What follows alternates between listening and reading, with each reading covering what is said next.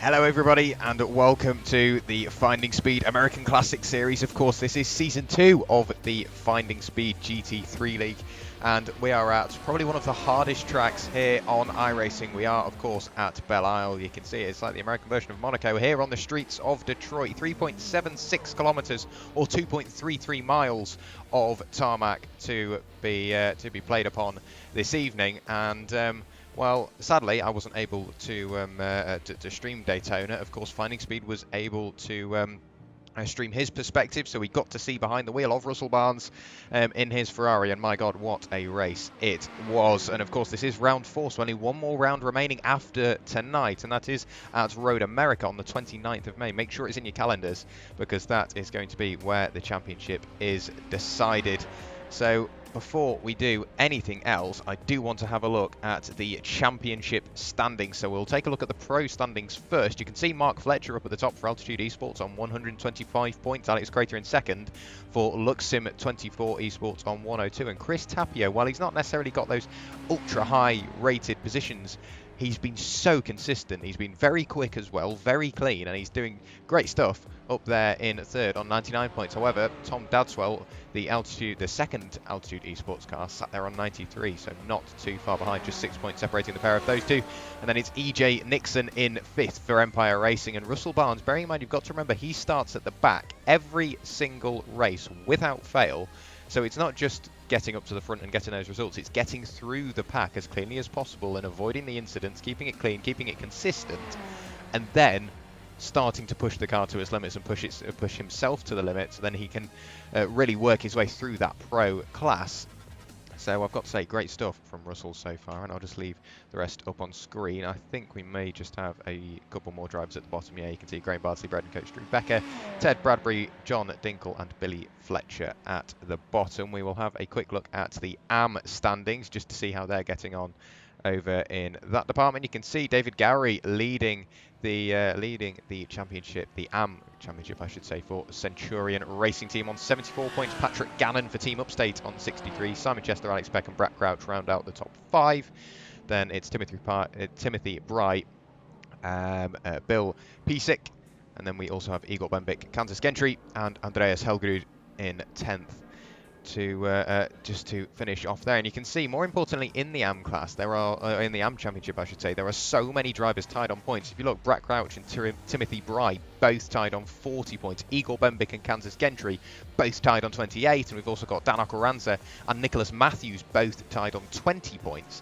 So this is like the crucial point in the season, because there's only 2 more rounds where you can score points. So you've got to decide, do you take the risks, do you push like hell and see what you can do about getting those results, or take it easy and focus on just getting, while it might not be the most points, getting a few points in your back pocket ready for that final round. This is what the drivers have to decide upon this evening, and if I'm honest, they haven't really got the track on their side. Some drivers I know absolutely adore the circuit, but others, it can be a real shock to the system. It's such a tricky circuit to get right. We do have a few drivers out on circuit at the moment, so we'll have a look. As per the usual, however, not going away from the grain here this evening, Scott Kimbrough in the Audi R8 LMS. You can see he's using all the circuit there, and he is just stuck behind, I believe that is Andreas Helgrud, it is. But it's 3 Audis up at the top of affairs. I'll bring the logos up on the left-hand side of your screen, so you can just see where various manufacturers have been placed. You can see those 3 Audis of Scott Kimbrough, Mark Fletcher and Tom Dadswell all up at the top of the order, posting 1 minute 28.01, 1 minute 28.12 and 1 minute 28.30, so quite big gaps. Normally we're seeing maybe a couple of thousands, a couple of hundreds separating these top drivers, but there's at least a tenth between the top 5, and then we get back to Alex Crater, Russell Barnes and Steve Mello. They're all separated by 300ths of a second, a 128.61, a 128.62, and believe it or not, a 128.63. Great stuff with a pair of those. And then we've got Patrick Gannon, of course, an AM driver. Whether he's been promoted in the week I wasn't broadcasting, I don't know, but he is incredibly competitive behind the wheel of that Audi. It seems like the Audi is the more competitive of the class. The Ferraris are just dominating the midfield. You can see there All the drivers finding the limits and finding the wall by the looks of that, as the session does tick over into qualifying. That was the end of the 2 hour 10-minute practice session. We've now got a 20-minute qualifying session here. The backfire of the cars in the pit lane as they spruce themselves into life. You can see the old McLaren falling foul of the hot tarmac there. That's Alex Crater going over the rise, and just maybe slightly too confident on cold tyres, and he ends up in the barrier. Here is Igor Bembik for Valpio Racing, currently heading out onto his outlap. And I've got to say, it's a very, very busy circuit, and I am just going to take this time while the drivers are out and circulating just to thank a few of our sponsors. Of course, we do have Acetec SimSports now sponsoring this series. As some of you may know, Acetec are a big name enthusiast in PC water cooling. But what you might not know is that they're currently working hard to bring their precision engineering expertise to the realm of sim racing, and you can find everything you need to know, as well as much, much more, at www.acetecsimsports.com, and for their full range of products that they provide, not only for sim racing, but for everything else they cover as well. It's just www.acetec.com. And we do have a second sponsor as well now for the series. That's Tam Livery, and as some of you may know, Tam, he makes some of the best paints in the business, including the Finding Speed one that we do have out on show this evening, and he's kindly offered a premium paint as part of the prize pool for the team championship. That's got a value of about $60 US, and that comes with a custom design, with a spec map, sponsors, name placements, logo placements, 3 color combinations, and all the PSD files if you decide to make further edits yourself. So it really is the full package at Tam Livery. So a massive thank you to Tam himself for putting that together and joining us here. And of course, he also made the Dave Cam livery when that was recently updated. Igor Bembik finding the wall there. So yeah, he definitely knows what he's doing, does Tam. So make sure you you head over to see what it's all about there, and the prize pool update. So generally, with the pair of those sponsors and of course everything else, including, I'm assuming, the driver's entry fees, because that does help cover the cost of the series, the American Classics prize pool now has a value of over £500, as well as a load of water cooling gear and merch from Acetec. Like I said, the previous livery from Tam, and of course 2 further liveries from Sarah R, which I'm sure you'll be able to see her in the Discord, and of course £200 cash to be split between the winners. So please do make sure you pass your thanks over to Russell. He really has put everything together, and please make sure that you do like and subscribe, of course. And everybody else that has played a part in this championship, of course, we won't be able to do it without you. And the viewers, it's great to have you along. Currently only 18 people here this evening, but I'm sure that they will soon start to flood in. Let us know what you're thinking in the comments. Of course, this is a tight, tricky circuit, so let me know what you're thinking tonight.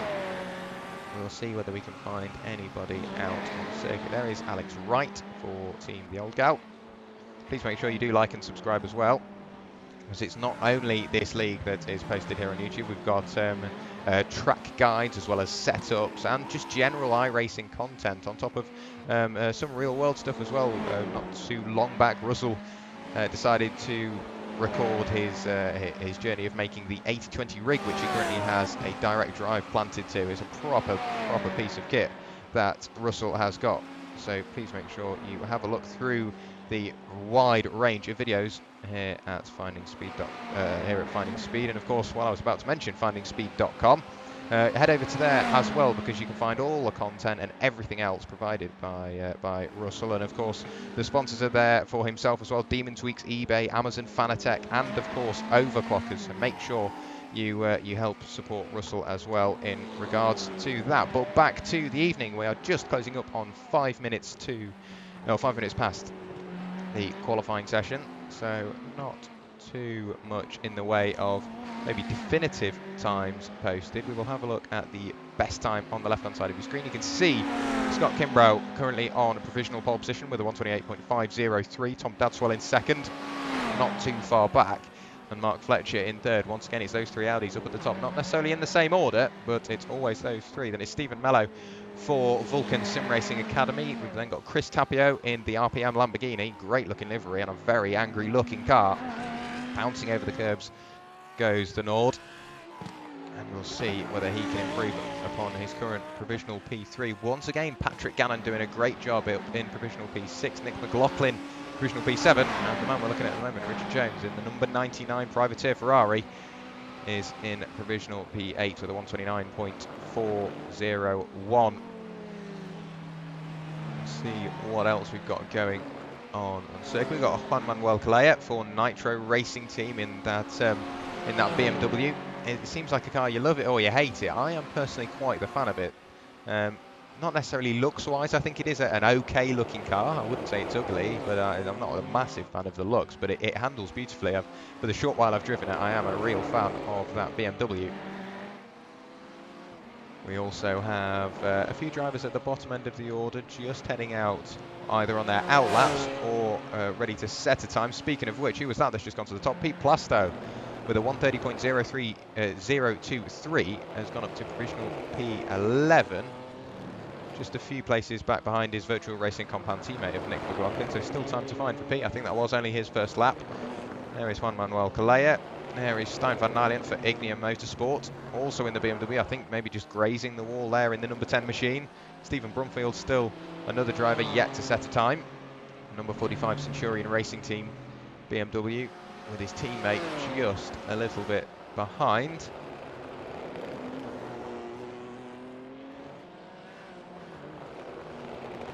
There is Dominic Linden in the number 675.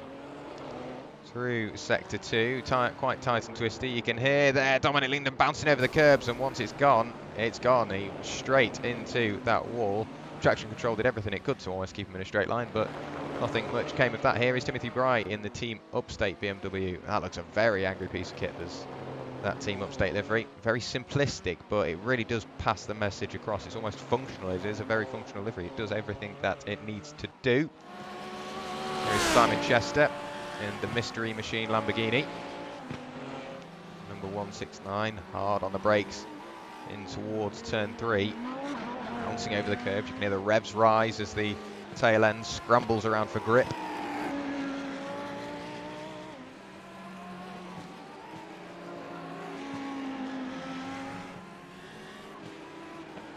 We'll have a look to see who is improving. Alex Crater for Lux Sim 24 Esports. Obviously a shaky start to the session, but he is back out and circulating. He set a purple sector 3, almost circulated the wrong way around there, but does manage to collect the moment up and continue going. It seems like that McLaren tonight is one hell of a handful. Tom Dadswell up at the top now with a 128.45. His teammate only 500ths behind in the way of Mark Fletcher, who decides to return to the pit lane. But Tom Dadswell, a great last lap from himself.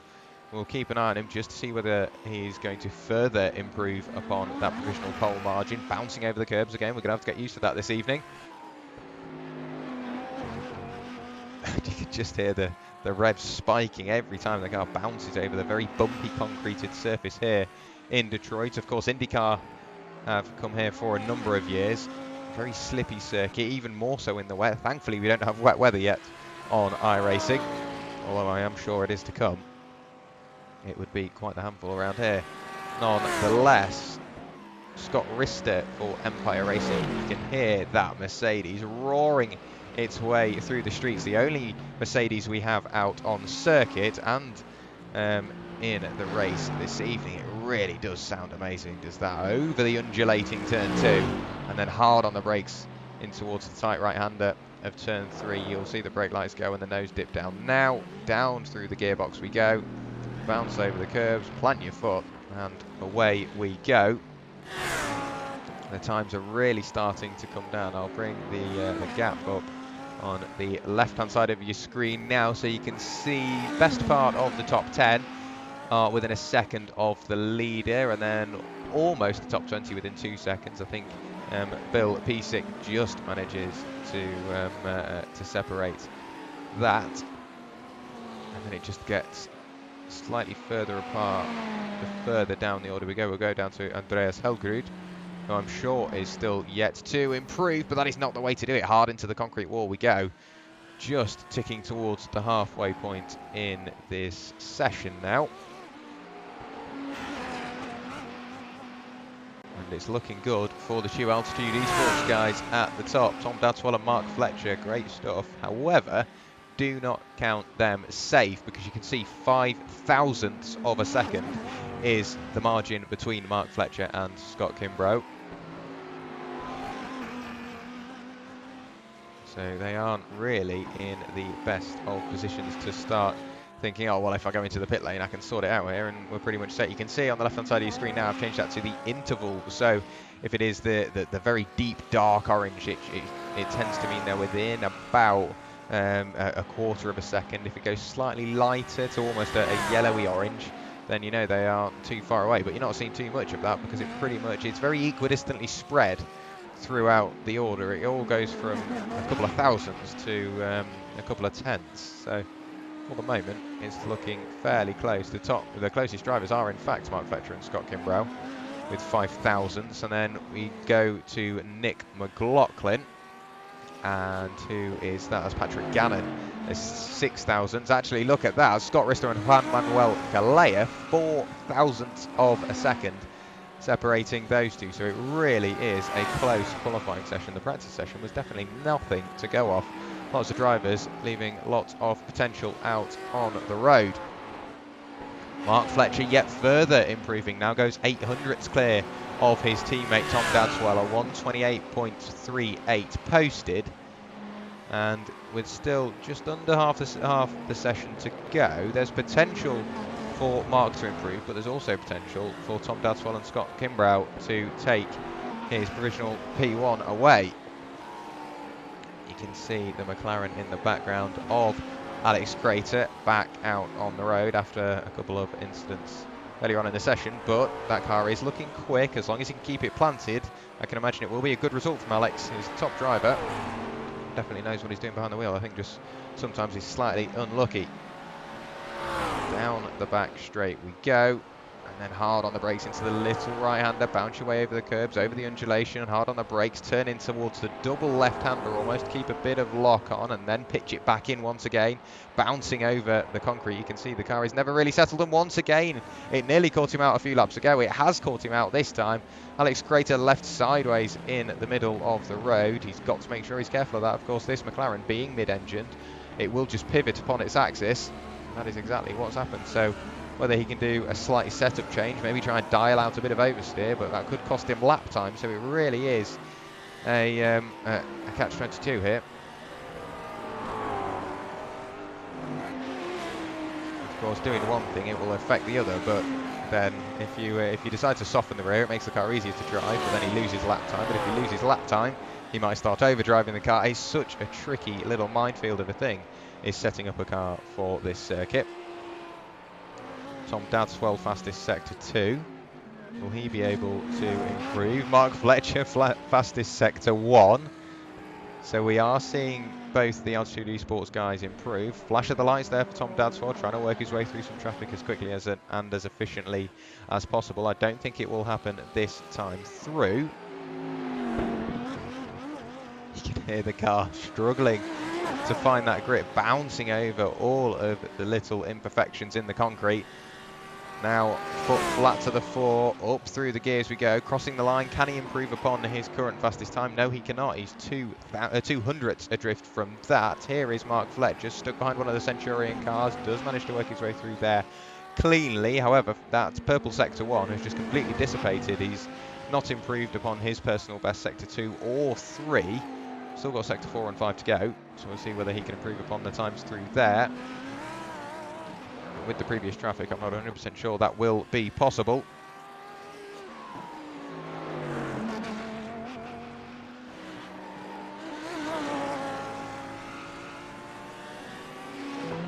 Here is Steve Mello in the VSR Academy car. Number 79 machine. The Ferrari, I've always said, is probably one of the most planted GT3s I've ever driven. It just is very chuckable, I think is the adjective for it. It just, you can throw it in towards a corner as long as you're smooth on the controls and you're not fighting with the car. It is a very rewarding car to drive. I always look forward to driving it again. You can see lots of drivers heading out on their outlap. Tom Dadswell, Steve Mello has just finished his outlap, heading onto a flying lap now. We've got Chris Tapio. We've also got Richard Jones and Pete Plasto all out on fast laps, but Steve Mello falling foul of that concrete wall. And you've got to think, while they are pushing hell for leather here in the qualifying session, what's it going to be like in the race when they are really pushing to chase a car or maybe try and defend a position? One little mistake like that and it can flip your race on its head. And of course, strategy to play a part as well. There is a mandatory pit stop. No matter which way you look at it, you do have to pit in this series, whether it be for tyres and fuel or just for fuel. I think the general rule of thumb is just go in for the fuel. It's not really worth losing time for tyres, because you cannot then gain it back. Even though you're on the fresh rubber, the time lost massively outweighs the time you will gain. Nick McLaughlin returning to the pit lane and then immediately heading back out again just to give it another stab. Look at that, Scott Kimbrough, or Kimbrough I should say, to the top of the times and 1.8 tenths clear. Great lap from himself, and he's going to set a personal best Sector 1 this time through, matching Mark Fletcher's Sector 1. Of course, Mark's still just about by the skin of his teeth holding on to the purple Sector 1, but it shows Scott Kimbrough is really on a mission this time through. We'll get the best time up so you can see that. Oh, very narrowly avoiding the Team Upstate Audi. There was Scott Kimbrough. I will have a look to try and find out who that was. I do believe possibly Patrick Gannon it was indeed, so somehow managing to find himself sideways in the road. Here comes Scott Kimbrough. I can't get over that. A 128.193. It looked like there was only maybe a couple of thousandths left out there with these drivers, and he's gone and found over 1.5 tenths. So great stuff from himself. Heading towards the final couple of corners of the circuit, through the quick right-hander, then set it up for the next right-hander, and this is when you can really start to open the tabs. Of course, you've got the next right-hander just up the road. It's just really a king. You can easily flat and remain flat to the floor. Across the line now, is it an improvement? It was a 128.19 to beat. No, massively off the mark, a 128.453. So nowhere near where he needs to be. Just realised I'm just going to quickly chuck you on a splash screen, because I think I might still have the voice chat enabled from my ventures into iRacing. There we go, problem solved. Hopefully we won't hear any further noises in the background. Not long left of this qualifying session now. And I'm sure the drivers are pushing for every piece of lap time that they can get. They've got to make sure they are ready for this race. Make sure they're at the front, more importantly, just to try and avoid some of the first lap carnage. You don't want to be making really late dives and then paying the price for it at the midpoint in the race, because that's just not healthy for you or the other driver. I've got to say that the driving standards of this league have been, from what I've seen, very clean and very respectful. If, for example, you get caught out like that, you know that's just a racing error, very easily made. And while it might not massively please Scott Kimbrough, it is just a very easy mistake to make here at Belle Isle.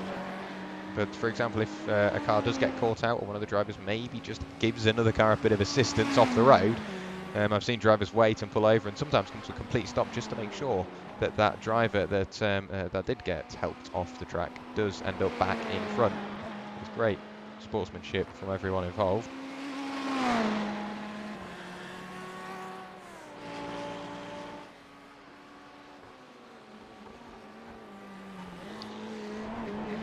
Under a minute of this qualifying session remaining now. Who's that right the way up? Juan Manuel Calleja, very late improvement, a 128.866 posted, right the way up.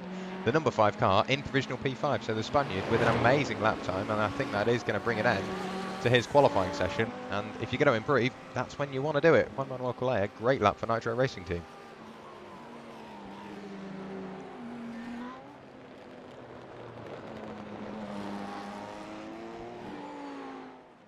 won't be too long left of this session now. 10 seconds remaining.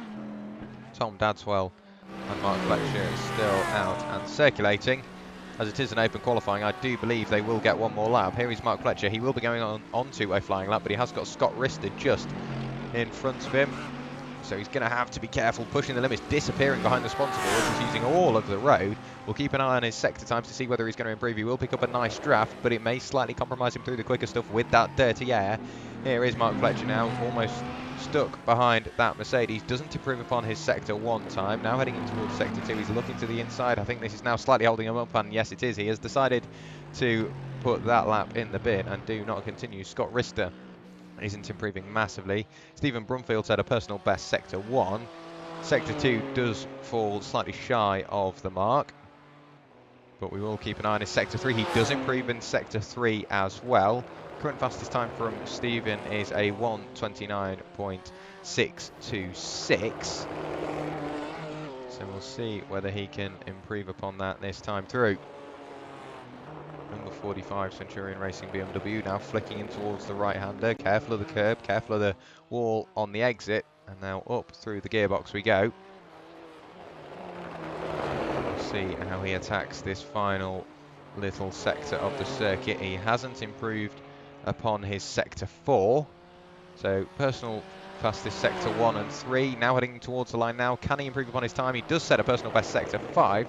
That's got to surely be an improvement, and it is right the way up to provisional P9. I think that is a set P9 now. No further cars out on circuit. 1:29.128 from himself. Great stuff. I think I can hear a BMW tearing around in the background. It's actually a Ferrari, possibly, of Andreas Helgrud. Here he is. Not massively setting the world alight.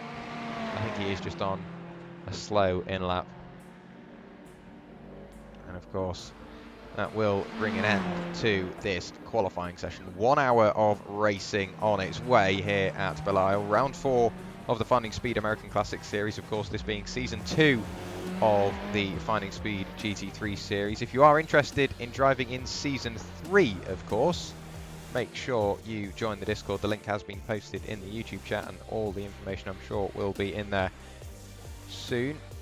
Right, let's get the qualifying up on the screen. You can see Scott Kimbrough, I will get that right once this evening, does take pole position, the American at 1:28.193. Mark Fletcher alongside. Tom Dadswell has got Steve Mello for company on row 2. Row 3 is made up of Juan Manuel Calleja and Chris Tapia. Then it's Stein Van Allen and Richard Jones on row 4 of the grid. Stephen Brumfield and Pete Blasto round out your top 10. Then it's Scott Rister, Nick McLaughlin. We'll go down just a few more. We've got Alex Crater, Patrick Gannon, Brack Crouch, Jim, I think it's Jim, I think it is actually James, McIntosh, Timothy Bry, Simon Chester, Igor Bembig, Aris Papadopoulos, Bill Piesick, Alex Peck, Luke Davis and Alex Wright in 24th. We will go down just a few more. I've managed to open a web page somehow. Well done, Jack. I don't know how I did that. And then we have Dominic Linden, Todd Bosworth, and of course Russell Barnes at the back of the grid with David Bush for company on row 15 of the grid. So right the way back there are the pair of those two. But let's see how this is going to shape up. A very busy race on the way. And of course, with the AM Championship being as close as it is, we're going to have to make sure we keep an eye on that AM class here this evening. James McIntosh slightly out, or James McIntosh I should say, slightly out of position there in 16th place. He's got a couple of AM drivers in front of him. Maybe not quite getting the track come to him throughout the qualifying session, but we will see how it goes.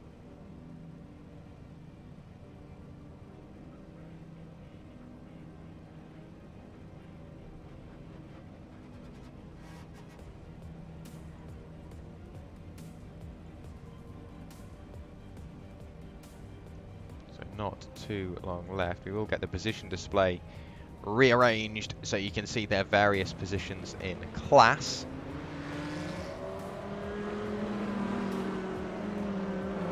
Keep an eye on Scott Kimbrough. See how he's going to negotiate this fairly short warm-up section of the circuit.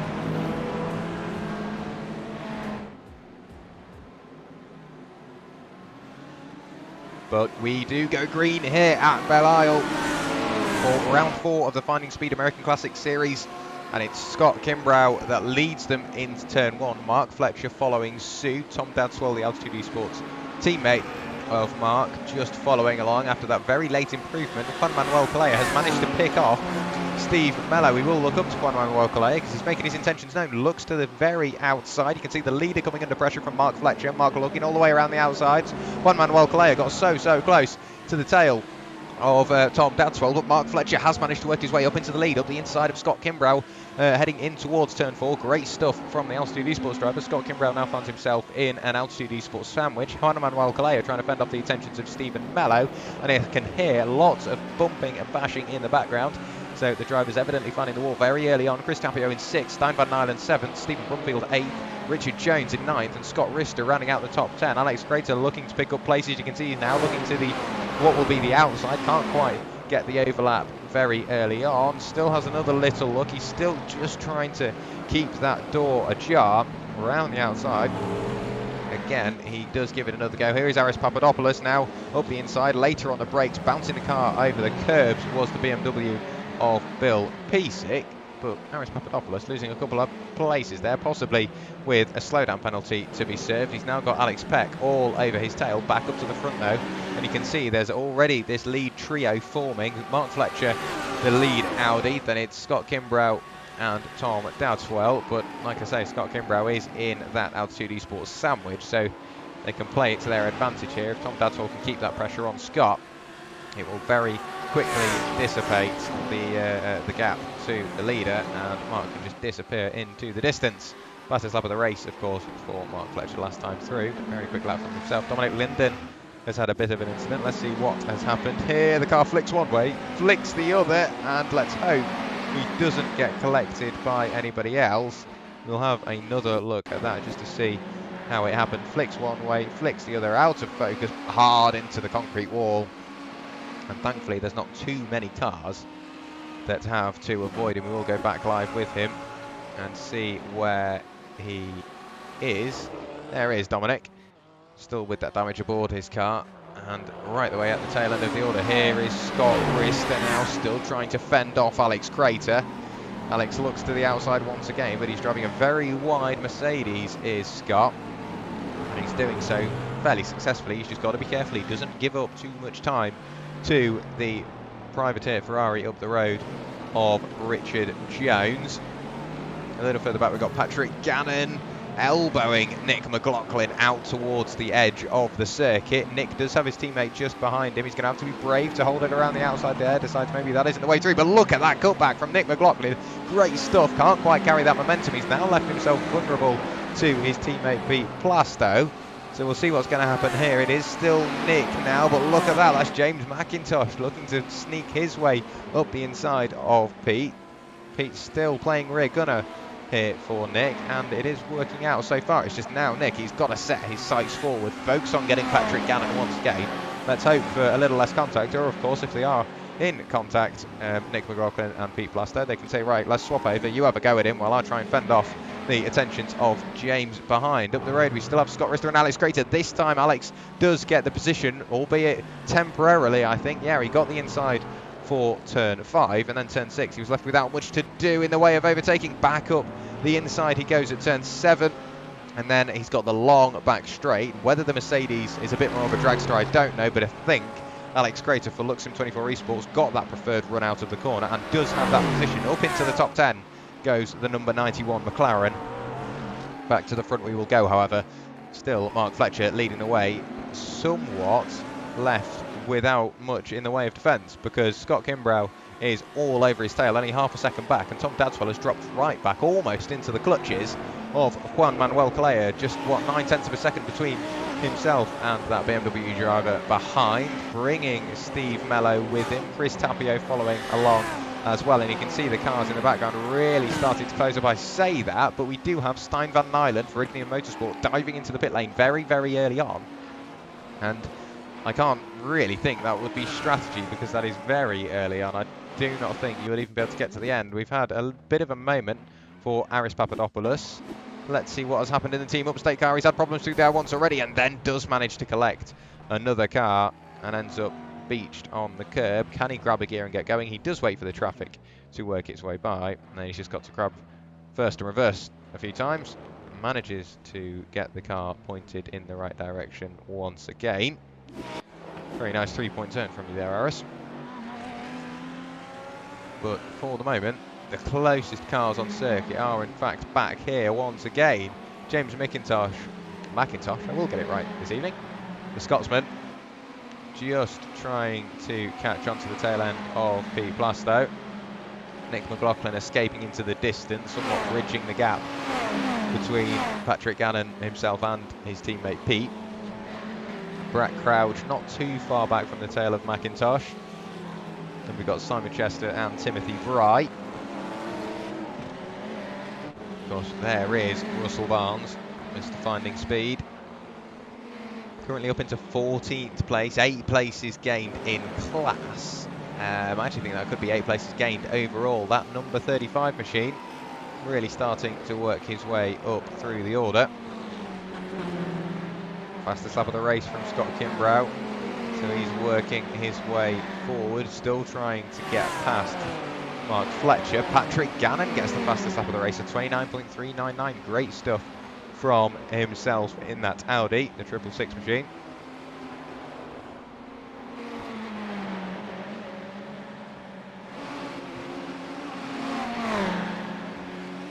You can see Alex Wright for the old gal really starting to feel the pressure of Russell. You can see him so much later on the brakes.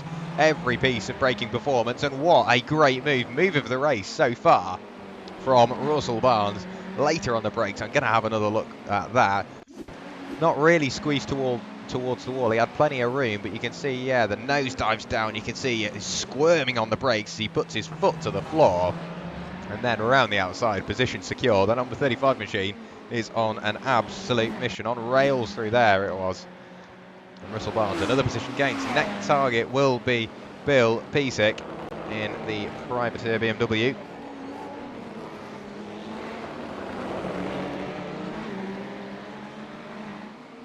It's looking good for Russell at the moment. I do want to go back up to the front because it's quite a tricky one, really. Mark Fletcher's in the lead of the race. Scott Kimbrough has got the fastest lap of the race, 128.76.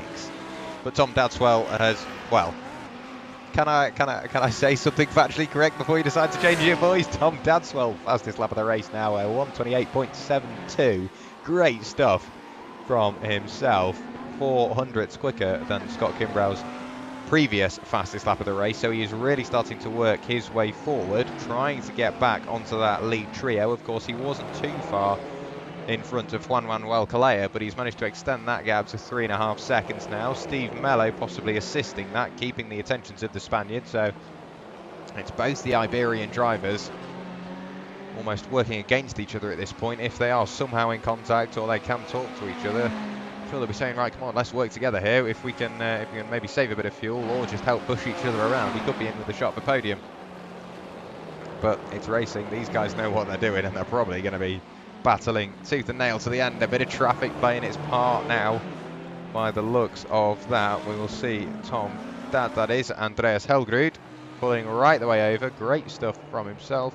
Nice to see, even though he's not in the best of positions through his race, he is more than happy just to pull over. He doesn't want to ruin anybody else's race while he can still keep the pressure up himself. Nick McLaughlin catching on now, bringing his teammate Pete with him, a second separating the pair of them. James McIntosh has lost touch with the VRC driver. Timothy Bry trying to keep within touching distance of Simon Chester. We will go back to the front. However, Mark Fletcher still leading the way in that number 11 machine. Scott Kimbrough in the number 17 Empire Racing Audi still there in second, and Tom Dadswell somewhat rounding out the provisional podium if everything goes to plan for these boys. We will have a look back at Stein Van Nylen and Dan Ocaranza really starting to go for it now. You can see Stein on the left and it's Dan on the right. Can Dan keep it all the way around the outside? Looks to try and keep that momentum, but cannot do so successfully. So it's Stijn van Nijlen currently in 24th place, of course. We have seen him pit, only for fuel, I believe, possibly to serve a drive-through penalty. I'm not 100% sure, but it was very early on for any sort of planned pit stop. Only 10 minutes of the race gone. 7 laps, or 6 laps completed. We are on the 7th lap now. Stijn van Nijlen, 15th in class and 24th overall. He has got a lot of work to do if he wants to get back into those point scoring positions. Alex Peck under pressure from him here. 9th in class is Alex. We'll have a look back at our AM class leader, up 3 places overall. 11th overall now, just about knocking on the door of that top 10. Scott Rister only 6/10 up the road. It's not a massive gap to make up. Both the Americans, I'm sure they will be getting closer and closer together as the night wears on. Back to the front now is still Mark Fletcher being hounded around the streets of Detroit by Scott Kimbrough.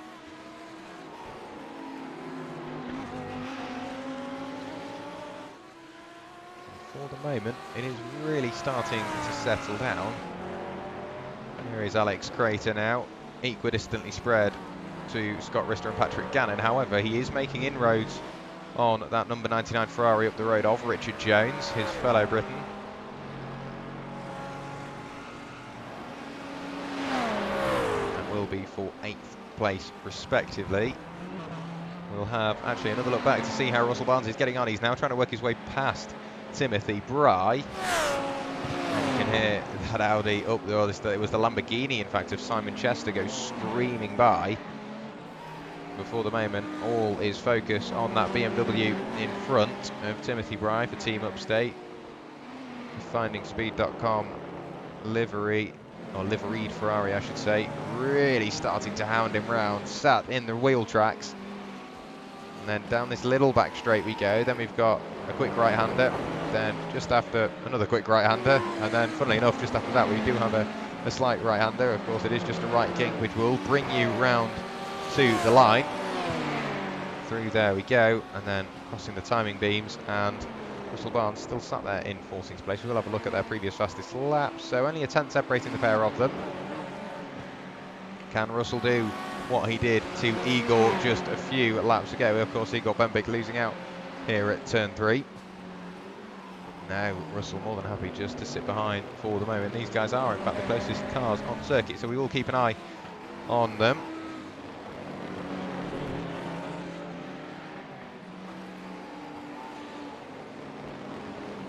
And what I will do, probably around the halfway mark, just pop you on board with a car so you can see what a roller coaster ride it is around the Belle Isle circuit. Of course, this is round 4, as previously mentioned. Round 5 just a couple of weeks' time at Road America on the 29th of May. Make sure it's in your calendar. We do, of course, have the drop round to think about, of course. Your worst point scoring round will be null and void, and we will only keep the top 4 best scoring rounds that you had. Russell Barnes sells in the dub. He looked to the inside, looked to the outside, almost made it too easy, did Timothy Bry. But Russell in that Ferrari on an absolute mission. 12 places gained now from where he started. 14th in class, 17th overall. That number 35, FindingSpeed.com Ferrari, really is working his way up through the order. We have had a change for the lead though. Look at this, Scott Kimbrough up the inside. He's never going to get that slowed down. That's such a shame for Scott, because it's not just a lost lead. It's another lost position, of course, in the way of Tom Dadswell and Juan Manuel Calleja and Steve Mello working their way through. And there is Chris Tapio and Stephen Brumfield just behind as well. So it's all come undone for Scott. Let's see what happened. Was he going for that move up the inside? He flicked one way, flicked the other, got caught out on the brakes, and realised very early on he was not going to get that position made. Slams it into reverse, puts his foot to the floor, then files the lock on back into first. Does what he can to get going again, but sadly that is not just a podium place gained. That is any sort of margin that he had with that lead trio. And he's come out in probably the worst place possible, because he does have 2 cars in front battling away as well. So it's going to be really difficult, not only just to get past these guys, but to then shake them off and make inroads on the Altitude Esports teammates. And of course, with them being teammates, hopefully they're in contact, they can work together, just churn these laps out. 15 minutes of the race gone, 45 minutes of the race to go. they can work together for those final 45 minutes, work together with pit stops, and hopefully, for the sake of those guys, they will pick up a double podium. But we always like a spanner in the works, so we will see what they can do about that. Here is Stephen Brumfield looking to work his way past Chris Tapio in the RPM Lamborghini. Through turns 1 and 2 we go. Quick right, quick left, over the hump, and then the short straight down in towards turn 3. Very, very heavy braking zone. Pile the lock on as soon as you can. You can see the BMW squirming around on the brakes, trying to find some traction to really make best use of those big, big brakes on that BM. Richard Jones, got to say, he's having a good night in that privateer Ferrari. 8th place, the number 99 car, working his way forward. He's got to be careful though, because Scott Rister has been working his way up through the order.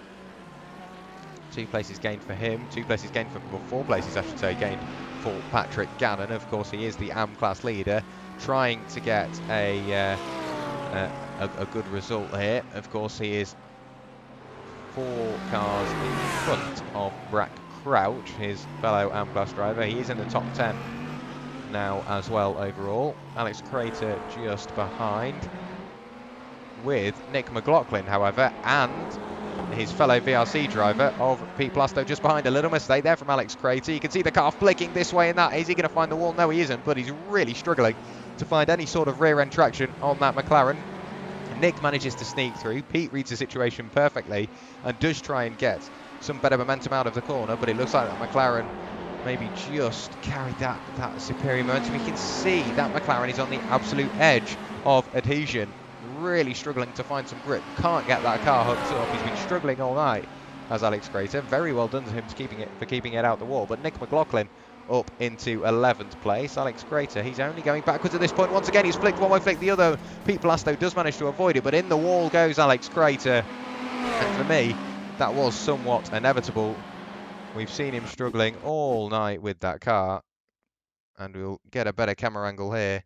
Slowly starts to over-rotate, and then it's going, piles all the lock on in the world just in a desperate attempt to keep it going, then finally connects with that concrete barrier. Pete Plasto squeezes by now, chasing down his teammate Nick McLaughlin, but such a shame for Alex, and that leaves him in the pit lane, I believe. Yes, he has now returned to the pit lane. There is Pete Plasto. Of course, he did sacrifice a bit of time, but there's really no contest for that. He'd rather sacrifice a few seconds to avoid getting collected by a spiralling McLaren. James McIntosh for RPM Racing just sat behind. You can hear the occasional hit in the background from a few of the drivers. I'm not 100% sure who that was, but everybody's really worked their way close together again. Chris Tapio and Stephen Brumfield closer than they've ever been. Here is Igor Bembic chasing down Alex Wright and Bill Piesick in that BMW, 5th in class. Of course, this is the battle for 5th in the AM class. Cars ducking and diving, dodging the wall, a few of them. I think that time through, that was Alex Wright's turn just to give the wall a little kiss. Here is Chris Tapio and Stephen Brumfield. Stephen on the inside. Can he beat Chris on the brakes? No, he cannot. That Lamborghini has got superior braking performance, but he does carry that better momentum through turn 3. And Stephen Brumfield up into 6th place now. Of course, 6th in the Pro Class, 6th overall. The RPM Lamborghini, the number 12 machine of Tapio, does drop back. You can hear lots of crashing in the background. I'm just somewhat starstruck, because normally if you hear that, you will hear lots of explosions and possibly see tyre walls sent skywards, but I think it is just a characteristic of this circuit, hearing them nudge the wall, finding the limits throughout the race. Not necessarily what you want to see, but it is just one of those, so it's almost a birthmark of Belle Isle. It's always going to be there. Here is Russell Barnes once again, now piling the pressure on Simon Chester, very close to the tail end of that Mystery Machine Lamborghini, 169.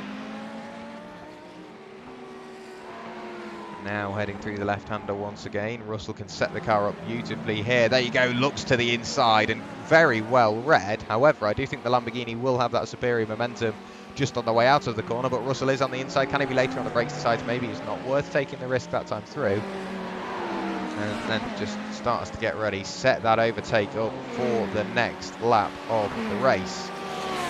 Heading on to lap 14 now, and Russell not necessarily getting impatient, but he is ready to get that position made and get up into 15th overall.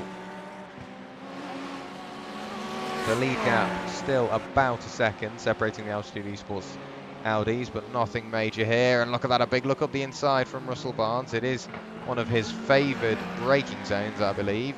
One of his favoured overtaking opportunities, of course. Now through turn 4 and turn 5.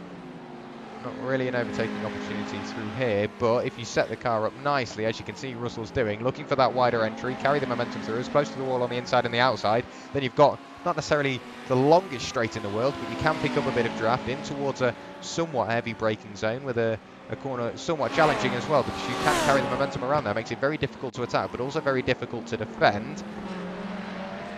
And you can see Russell having to jump on the anchors there, get the car slowed down just so he doesn't go into the tail end of Simon Chester. So really struggling to work his way past here. Very much a one-way affair. But we will keep an eye on this pair. They are the closest cars on the circuit.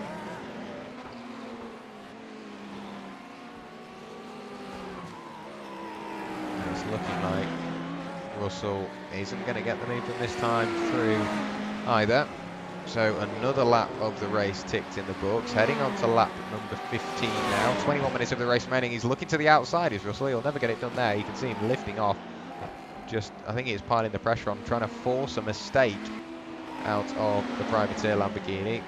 And I'm convinced it will slowly start to work. A bit of traffic there on the outside. I think that's Todd Bosworth in the privateer Ferrari. Now on the very outside. We've seen it work once. We're going to see it work again. Russell Barnes all the way around the outside. Simon Chester gets the position made before the apex and up into 15th place overall. Another one ticked off the list.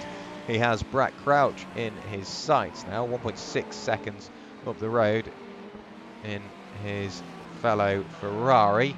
5 Ferraris from 11th to 15th.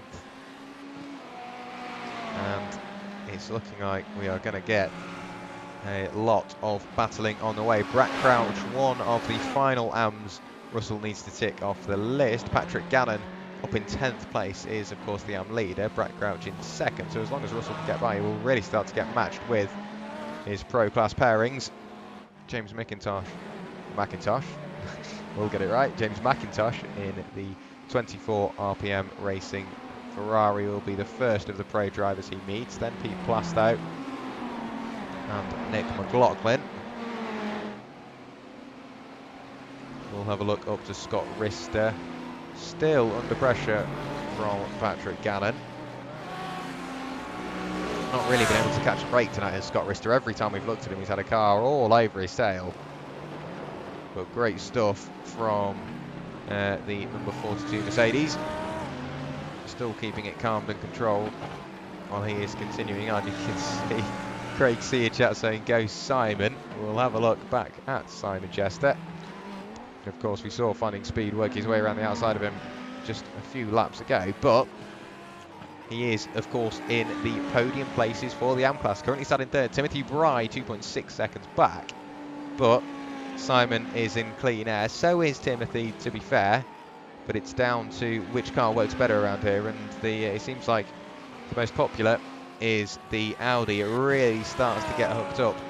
And the Lamborghini works on the same platform as the Audi. It's got exactly the same engine. So very, very similar cars indeed. Pretty much just a rebodied Audi. So Simon drives it right. He should set himself up for a nice little result here. Scott Kimbrough has worked his way past Steve Mello and is doing what he can to keep with Juan Manuel Calleja. Of course, it would be great to see Juan get a podium here this evening.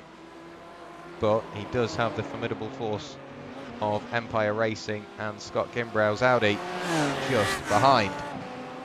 Still with a pit stop to make for a lot of the drivers, so I think that will be what settles the race. We will see a lot of the drivers maybe swap positions or just extend a bit of a gap and make it slightly easier on themselves throughout the pit stop like sort of time in the race. Of course, the pit window is in theory open probably just after the halfway point, just to be safe. You know full well you'll make it if you pit after that 30-minute mark. 21 of you watching, everybody. Hello, how are you all? Let me know what your favourite part of the race has been so far. Let me know what you're looking forward to in the final half of the race, of course. 35 minutes of the race remaining. Only 4 likes. Please make sure you do hit the like button if you do enjoy what you're seeing here this evening. And of course, please do consider subscribing, not just for content like this, but also for some great track guides and setups from Finding Speed, as well as further content upon that. And of course, thank you to our series sponsors, Asatec SimSports, who do some amazing products, and they really have worked well here. And we're just going to go away from sponsors for a short while. Juan Manuel Calleja almost losing this position now to Scott Kimbrough. Great defending from Juan. The number 5 BMW manages to hold it around the outside, and then he's hugging the wall all the way down towards turn 3. And it's Scott Kimbrough looking to work his way around the outside. Can he be later on the brakes? Not quite this time through, but definitely gives it a damn good go. And it's still Juan Manuel Calleja holding on to that final podium place for Nitro Racing Team. Great stuff for himself and the team this evening.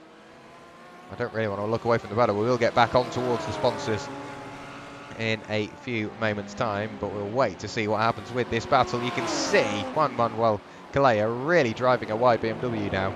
Scott Kimbrough, I think you heard him lift off the throttle there. He's lost a little bit of time. Still a bit of breathing space for Juan, albeit not too much at all. But Scott, whether he's being held up, which I think is the case, but he's just having to drive the wheels off the car to remain in the draft and, of course, not make that mistake that he made earlier. But it's still the number 5 leading the number 17 in this little battle. Now we've got a bit of breathing room. I will just mention, of course, Asatec SimSports, one of the bigger names in enthusiast PC water cooling, and they are working to bring their product and engineering expertise to sim racing. All the information can be found at www.asatecsimsports, pardon me, so that's www.asatecsimsports.com. And for everything else regarding their products, just go to www.asatec.com. And we do have Tam Livery chipping in as well. They make some great paints. They're probably some of the best in the business, including Finding Speeds that we've got here this evening. Slightly sideways moment there from Juan Manuel Calleja. And they are offering a premium paint as part of the prize pool for the team championship. So if you are racing in a team, you can get a premium paint made for yourself and your teammates, and it really is top-notch stuff from Tam. He made Finding Speed, he made Dave Cam's very hot in towards there. Went Juan Manuel Calleja. I didn't think he was going to get it slowed down. He just managed to avoid the wall side-to-side contact between himself and Scott Kimbrough. Scott finds the wall once again, but look who's back in on the mix. It's Steve Mello. Juan Manuel Calleja benefits from that, carries the momentum, gets the car set up, but now it's Steve Mello all over the tail end of the number 17 Audi, with, of course, Stephen Brumfield coming with him, and not too far in the distance. You can see the RPM Lamborghini of Chris Capio. So it's really starting to close up, and Alex Cretier unfortunately clipped the wall on an earlier lap, he's saying. And yeah, it seemed like that McLaren was on the absolute edge. I wasn't 100% sure whether it was setup or damage, but he definitely had to work for that. Look at that, that's Scott Kimbrough in the pit lane. So evidently that hit on Calleja's car and then that hit on the wall really hasn't benefited him. So he's decided go into the pit lane, get out of that battle, see what he can do with strategy, and hopefully make it to the end of the race. And we'll see what he can do. But while we are somewhat starting to cool down and I can catch my breath, I will continue mentioning the liveries, of course, or the sponsors. Tam Livery, one of the series sponsors, the second of the two main ones, making Finding Speed's livery, and of course Dave Cam's livery, just to name 2 of them. And they are offering, like I say, that premium paint as part of the prize pool for the team's championship with a value of around $60. So it really is a good little prize. And that buys you a whole lot of talent and effort from Tam, which includes a custom design with a spec map, sponsor, name, logo placements, as well as 3 colour combinations, and all PSD source files. So if you decide to make a change later on, whether it be to sponsors or team names or various other bits, it can all be done through there. And with all that put together, as well as 2 further liveries from Sarah R in the Discord, and also a few other various sources. The American Classics prize pool, the series you're looking at the moment, has a value of over £500, which does include £200 cash, of course, put in by Finding Speed himself. So it really is a great prize pool we have out on the track, and out to be earned as well. Some of these drivers are really starting to work for it, Juan Calleja being one of those. And of course, you do have the water cooling gear and merchandise, as previously mentioned, from Asetek. So that is all the sponsory bits made and completed just as we pass the halfway point in the race. I'm sure they were going to mention slightly later on, because they have just done so much for this series. But I've got to say, it has been a pleasure to commentate on the first 4 rounds of this series. Sadly missing out on round 3 but I did manage to make the prelude race, of course, so it was the media day at the start. Alex Crater in chat saying, thought I could keep it going with the damage until my pit window, but just got caught out. Yeah, it's such a shame, Alex. It looked like that McLaren was yeah, on the very edge of adhesion all evening, but of course sometimes a loose car can be a quick car, so I can imagine the pace was in the car. Of course we did see it in the top zone. It just was so difficult. David Gowrie saying Tam Livery also designed the beautiful Centurion Racing Team livery. I do think we have a Centurion car out on the circuit. We do indeed. There is Dominic Linden, one of the Centurion guys, in a 675 BMW. Once again, 2 colours which you might not think go together, but I've got to say they've really made it work at Centurion and Tam. With the spec map as well, almost a satin teal, I guess you could call it, with the rich purple being the dominating of the 2. We've of course got Stephen Brumfield up right the way up in 4th place. So Centurion, a mixed bag this evening, but Stephen Brumfield flying the flag high and chasing down, taking time out of Juan Manuel Calleja in that number 5 BMW. So for the moment, Juan is safe, but we'll see how long that lasts, as we are definitely in the pit window now. So if drivers wanted to pit, they could. Keep an eye on the left-hand side of your screen, because you will see them pit. And I think that was possibly Juan pushing the limits there, touching the wall twice, just in that little section of the circuit. Patrick Gannon has had an incident. What has happened to Pat? Keep an eye on that Team Upstate Audi. Does he find the tyre wall? It flicks one way. Oh, wow, that's Scott Rister putting the front of his car over the nose of Patrick Gannon. And the 666 Upstate car with yet more damage. So Pat hasn't had the best of nights, if I'm honest. He's now behind Nick McLaughlin, the Canadian 62 machine, Virtual Racing Compound. Good night for Nick, currently sat in 8th place with his teammate not too far behind. Of course, the Virtual Racing Compound Ferrari of Pete Plasto, the number 31 machine, has been into the pit lane, so he is going to go for the overcut. Or in theory, it will be the undercut, hasn't he? Because he's pitted first. It will be the undercut that Pete Plasto will go for. Of course, Patrick Gannon, with that incident, he will be in the pit lane for his fuel, his mandatory stop. However, he will have to get that damage repaired. You can now see Pete Plasto under pressure from the number 35 of Russell Barnes, up 10 places from where he started. But that Ferrari has been on rails all night. We've seen some great late-breaking moves from Russell, and I'm sure we will see a few more later on throughout the night. Both Ferraris using a bit of grass to help the car get pitched in. Over the crest we go. Both cars have been into the pit lane, so this is just an outright change for position. Will be for 17th overall, 13th in class. Keep an eye on that timing tower on the left hand side of your screen. It will let you know when drivers are pitting.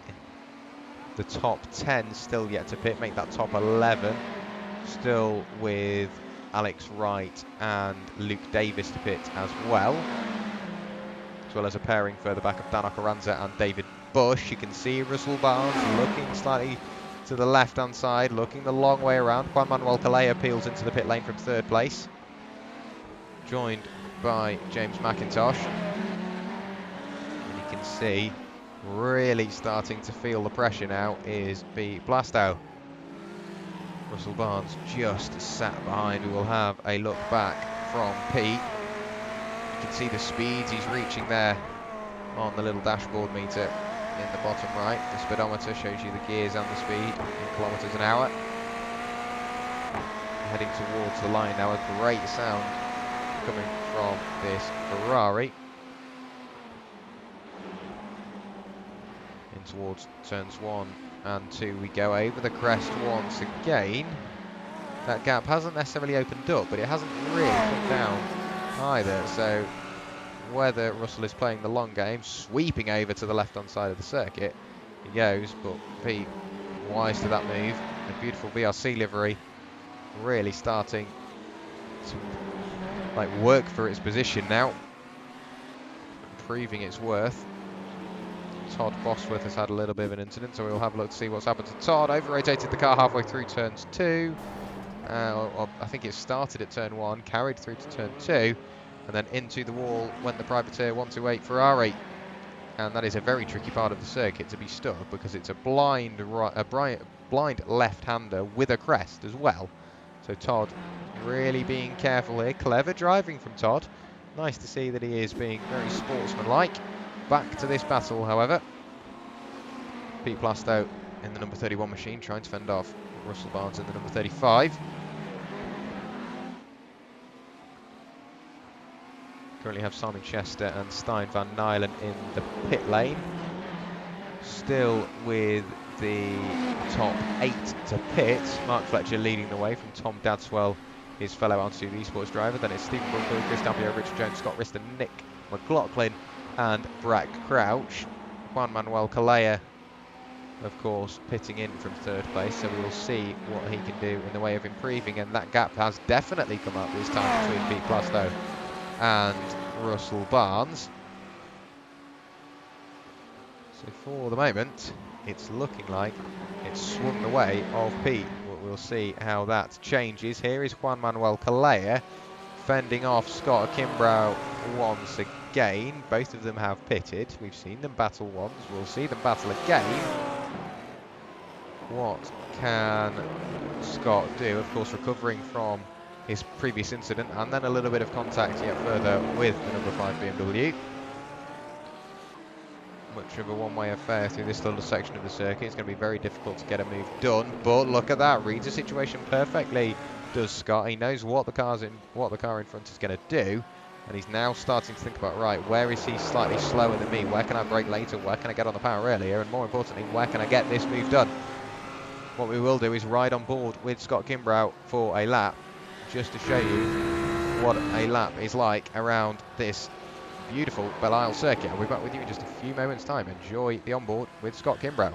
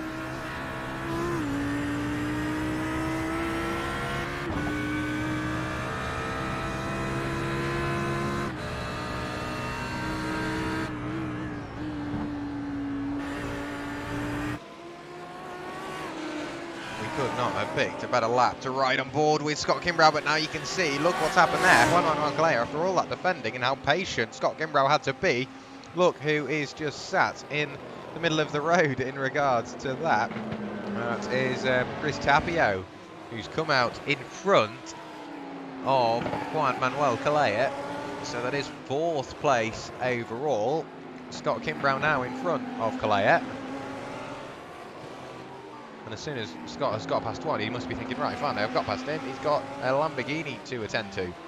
Got to try and get past Scott Kimbrough here. Stephen Brumfield not too far up the road, but if the cars behind keep battling, he's got 20 minutes to fend off the charging V10s behind.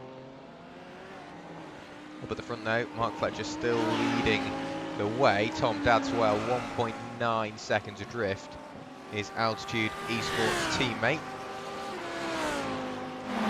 Back to Russell Barnes though, still sparring away with Pete Plasto. Pete with a little bit of a wobble there. All this battling has brought back Patrick Gannon for Team Upstate into the mix, who is now the class leader, of course, of the AM class. It's been really competitive in that Audi tonight. Very late lunge up the inside of Russell Barnes. I think Russell just getting slightly held up there by Pete, who got inadvertently slightly held up by a bit of traffic. I think that could have possibly been Dominic Linden, who has found himself in the wall there, but that is Pete Plasto now working his way away from Russell Barnes, albeit for the moment. He tried to get past as quickly as possible, but couldn't quite get the move done. Very hot in towards turn 1 goes Pete. That's left him vulnerable on the exit of turn 2. He's going to hug that concrete wall right the way down towards turn 3. Let's see whether Russell decides to have a little look up the inside. He's going to have to be so committed and measure it perfectly there. Decides to jump right the way over to the left-hand side of the circuit. Mirrors what Patrick Gannon does behind. And somehow, Pete Plasto is holding on to that 11th place. All this battling is just letting Nick McLaughlin disappear into the distance. So possibly some inadvertent slight team taxis. You can see Dominic Linden sideways in the background. I think that car is once again stricken in the middle of the circuit. But for me, Pete Plasto, while he is, of course, fighting for this position, he wants to make sure he can fend off Russell Barnes.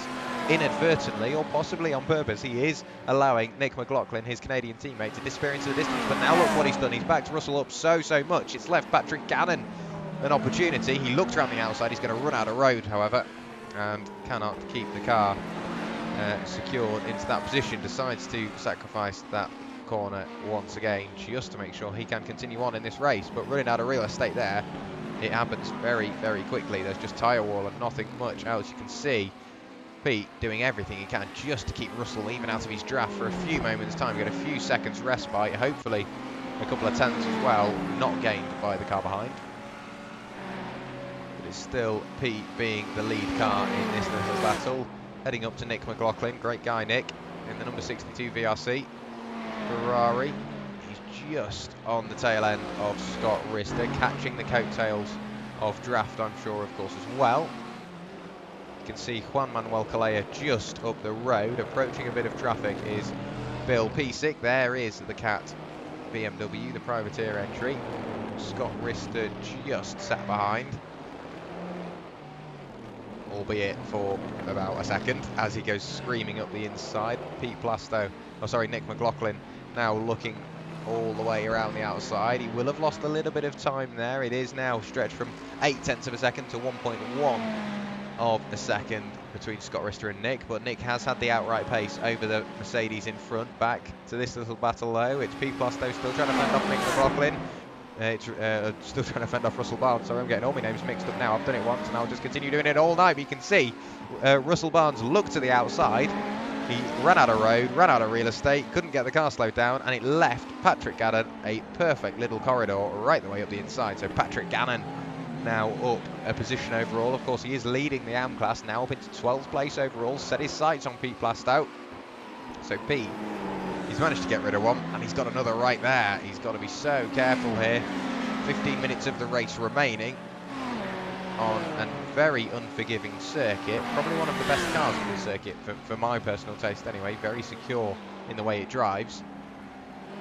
But Pete hasn't managed to get a single bit of respite all night. Bill Piesick, however, battling with Aris Papadopoulos. Aris in that Team Upstate Ferrari. He will be on the inside for turn 3. Has a little look, decides maybe this isn't the time to go through. However, while he's battling for position, he's got to remember the cars behind are doing so as well. Pete Plasto, Patrick Gannon and Russell Barnes, so probably getting in on it here.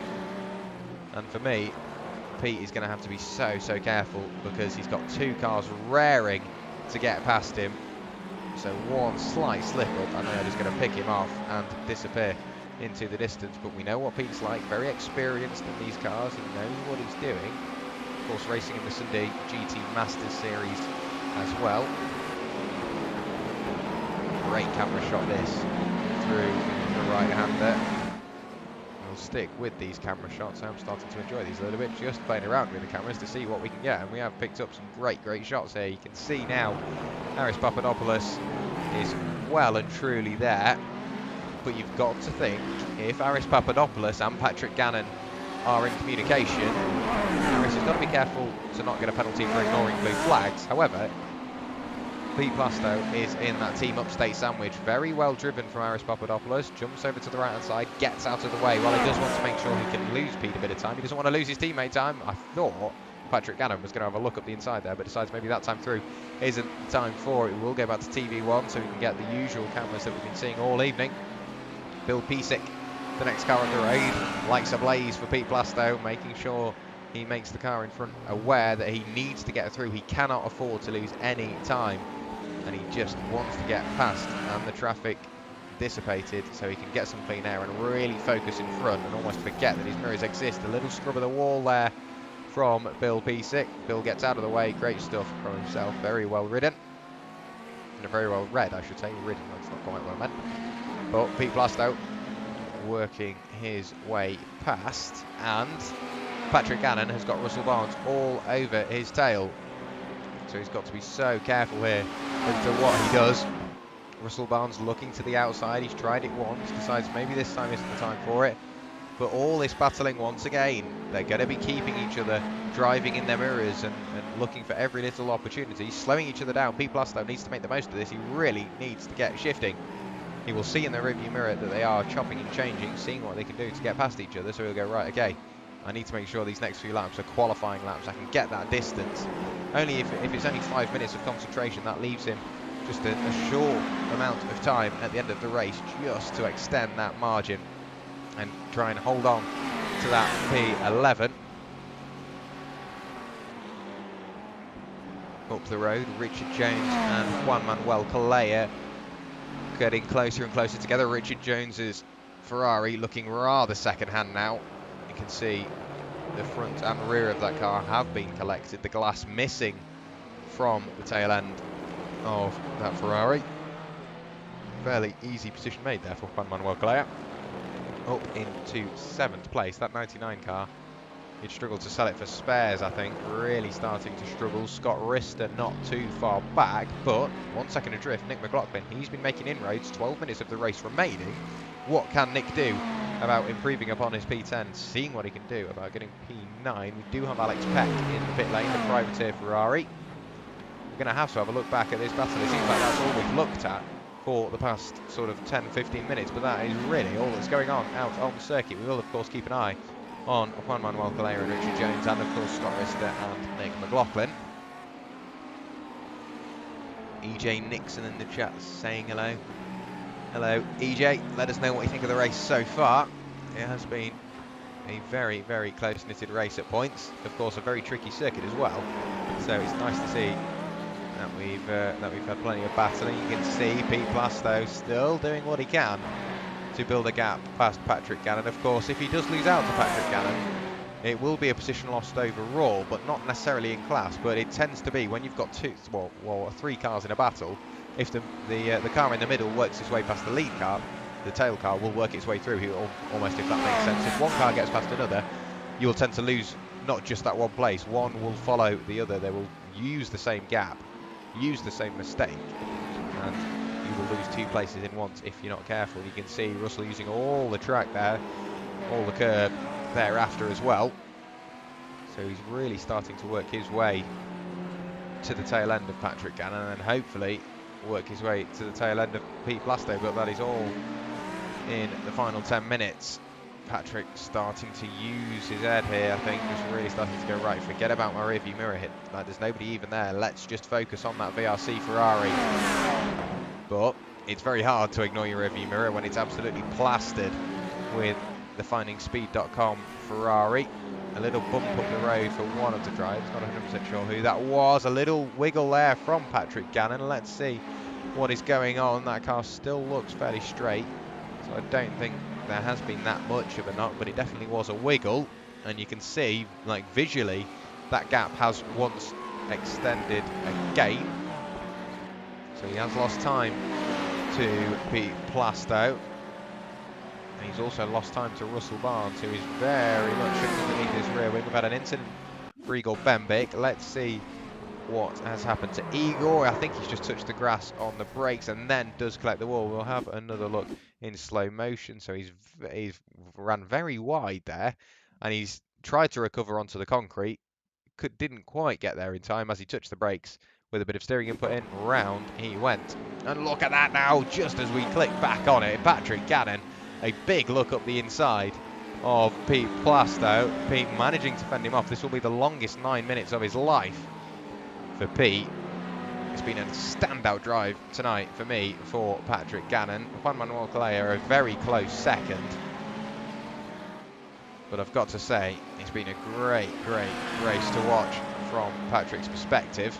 In the Team Upstate Audi, he's looking to the outside now. You've got to be very careful. We've seen him do it on Finding Speed, and we've seen it almost again. It will evolve to the inside, and there's contact there between Russell Barnes and Pete Plasto, but Patrick Gannon round the outside once again, still in first in the AM class, but now, more importantly, in 11th place, and he has just built a very slight gap. He's got a bit of breathing room. He can calm down, refocus, and get set for the final 8 minutes of this race. Pete Plasto, I think, with a little bit of a knock there, hopefully no damage, but he has still got Russell Barnes fighting him for P12 overall, P11 in class. This is going to be a class change if we do see the overtake happen in the final 8 minutes of this race. It really has been a great race here this evening on a circuit which, very much a Marmite circuit, you love it or you hate it. And it seems like the drivers have absolutely extracted every piece of potential you can get from this circuit. And it has been a pleasure to watch. Round 5 in a couple of weeks' time. Road America, the 29th of May. Put it in your calendar, same time, same place, here on the Finding Speed YouTube channel. At 9 o'clock we go live for another 1 hour race. The final round of the season, and where the championship will be settled, of course. But for the moment, it's still Pete Plasto leading Russell Barnes. Further back, if I can find it, there is Timothy Bry and Brett Crouch. It's Team Upstate versus the Privateer Ferrari, the 118 versus the 189. This is for the final step on the AM podium. Knock into the wall there for Timothy Bry. That won't do his sort of inroads any sort of good, but of course Brett Crouch, he is somewhat the cork in the bottle. He's got to decide how long he can hold on to this. Just under 7 minutes of the race remaining now, 6.5 minutes I think we're closer to, and that's all he's got to do. Got to hold on 6.5 minutes just to get that AM class podium. The lead gap between Mark Fletcher and Tom Dadswell, 3.9 seconds now, so huge gap between those two altitude teammates. Very well driven from the pair of them. Good recovery from Scott Kimbrough up into 4th place now. However, he is 8 seconds drift from Stephen Brumfield, so it's not really going to work for him there.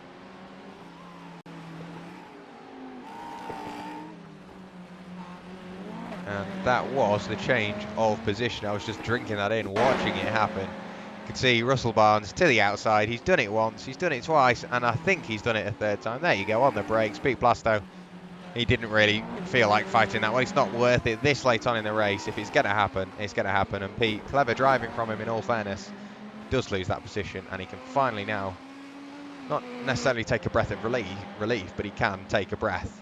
Russell Barnes up into 11th place, very well driven, 17 places gained, and he fought for that one with everything he had. Just over 5 minutes of the race remaining now. Patrick Gannon, your AM class leader, your pro class leader, almost from lights to flag so far, is Mark Fletcher. Of course, he didn't put it on pole did start in second. However, as soon as he got in front of Scott Kimbrough, he really worked for it, and I think he's now going for the fastest lap of the race. Purple sector 1, purple sector 2. I think we are just rattling through sector 3 at the moment. Does he improve upon his sector 3 time? No, he does not. Still with sector 4 and 5 to go. His teammate now 5 seconds adrift, so Mark extracting every ounce of performance out of that car. He's got a bit of traffic just up the road in the way of Alex Wright in the old gal Ferrari. Through the double left-hander in towards the right-hander now. You can hear the car scrambling around for grip, bouncing off the rev limiter, trying to keep it going. Sector 4 is not any quicker, I don't believe, from himself. Now heading through the penultimate corner in towards the quick right-hand kink to round out lap 37 of the race. Heading on to lap 38, he does improve upon, I think, his fastest time, and he does set the fastest time. Purple lap for Mark Fletcher, 1:28.656. Very quick lap on himself. Put that into perspective, that was 1.1 seconds quicker than his teammate Tom Dadswell, and Tom does not hang around. Great stuff from our leader. The only 3 drivers to break into the 128s during the race: Mark Fletcher, Tom Dadswell and Scott Kimbrough, the original trio leading this race. So great stuff from the Audi driver. And with 3.5 minutes of the race remaining, it is all but secure. The number 11 Audi, very well driven. Further back, that's Russell Barnes working his way past Richard Jones, I believe. Yes, it is, because Pete Plastow has lost out. We've just seen a change of position as well. Very close between these drivers.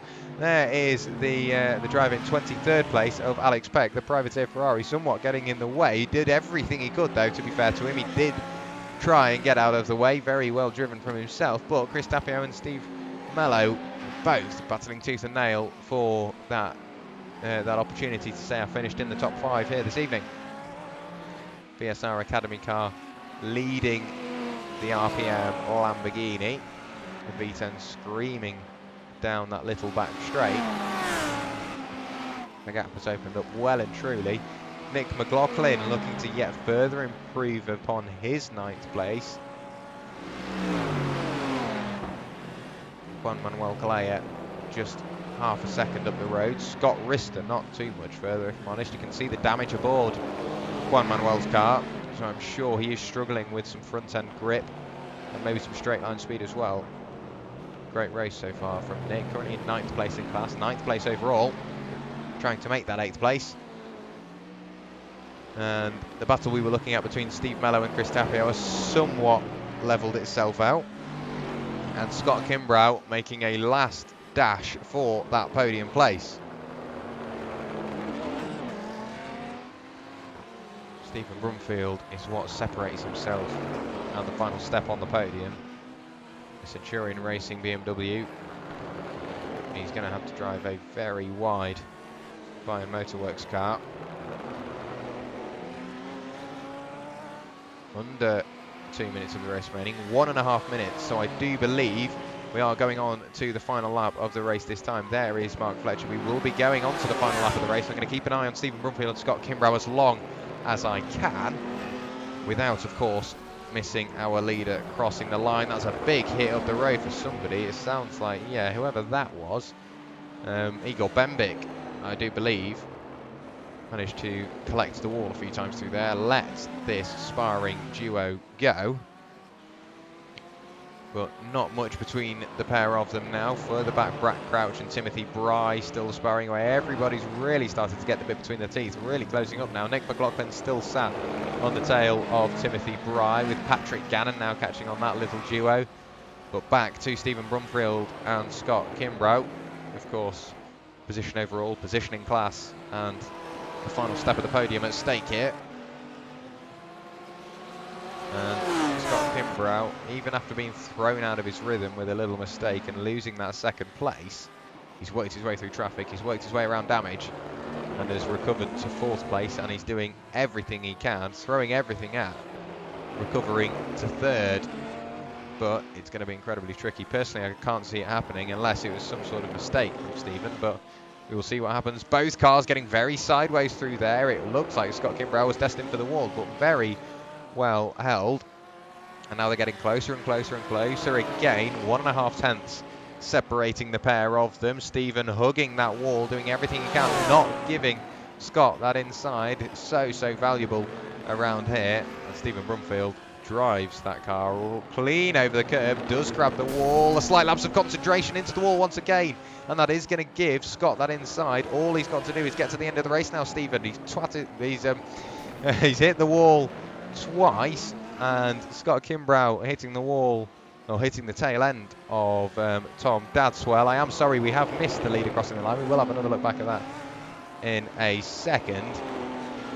But Stephen Brumfield somehow managed to remain in the podium places, hitting the wall twice, and then getting a little helping hand from Scott Kimbrough. He does manage to remain on that podium place. Here we see Mark Fletcher, and what a drive from himself, and Altitude Esports crossing the line to take the win here this evening. Very well driven, as well as his teammate Tom Dadswell crossing the line there. We will go back live to see where people are in regards to crossing the line. Russell Barnes crosses the line, finishes 10th overall. Great stuff from himself, 19 places gained. Patrick Gannon takes the AM-Class win, flashing the lights, absolutely overjoyed with that, and so you should be. A great drive from the Team Upstate car. Pete Blastow crosses the line in 12th. Nick McLaughlin couldn't get past Juan Manuel Calleja and had to settle for 9th place. Here is Brad Crouch coming towards the line now to round out your AM-Class podium.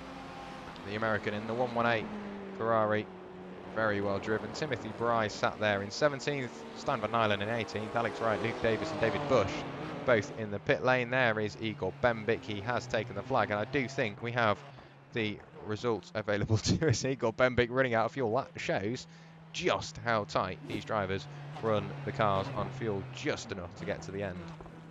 But we will get some music on in the background, and I have the pleasure of running you through the results for this evening. Scott Kimbrough crosses the line to take the win.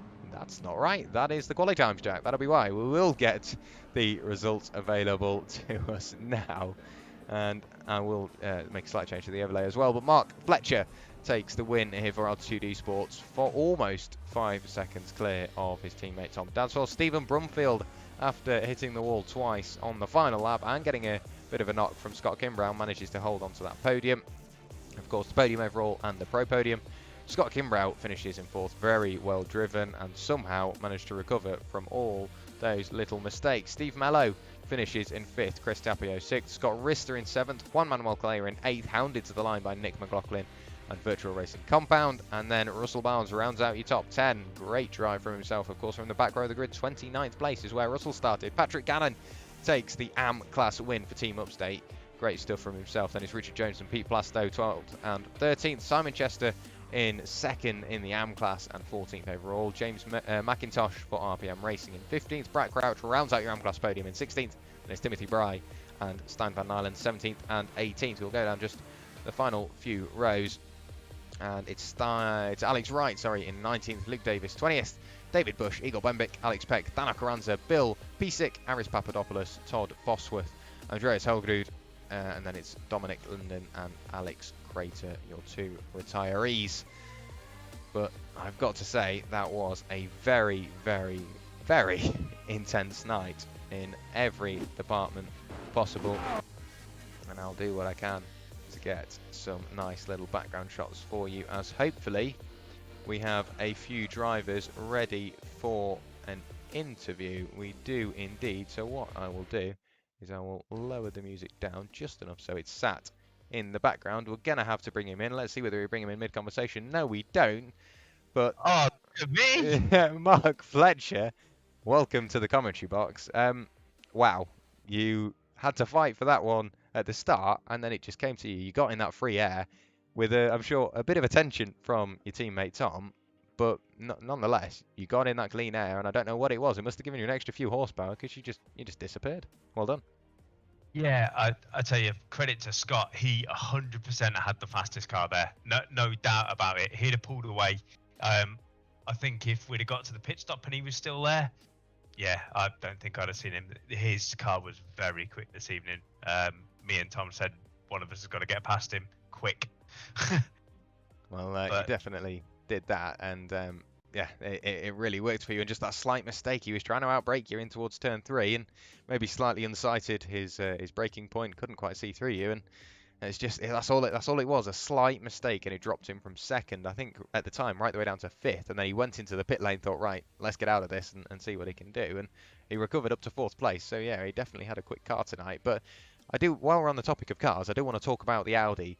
It's always been at the top in practice, in quali. It's always been U3, but tonight it's just proven that everybody can get in on it, because just in the top 10 we've got what, 1, 2, 3, 4, 5 manufacturers: the Audi, the BMW, the Ferrari, the Lamborghini, and the Mercedes.